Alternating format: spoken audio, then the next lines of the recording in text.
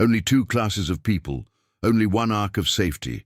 And God said unto Noah, The end of all flesh is come before me, for the earth is filled with violence through them, and behold, I will destroy them with the earth. Genesis 6:13. In the future, there will be broken thrones and great distress of nations with perplexity.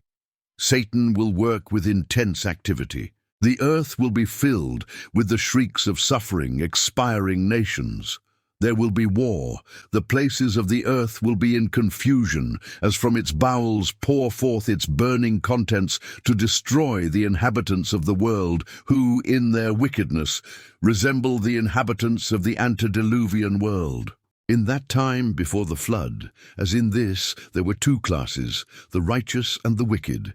Enoch and others walked with God in uprightness, but the great majority of the inhabitants of the earth were given over to iniquity, and their wickedness rose before God.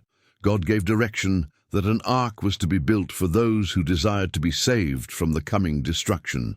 He was about to speak in determined language against the wickedness that had grown to fearful proportions. He was about to clothe himself with vengeance and execute his judgment against the transgressors of his law. As Noah proclaimed his warning message, some listened and worked with him in building the ark, but they did not endure. Evil influences prevailed. They turned away from the truth to become scoffers. Thus it will be in the last days of this earth's history.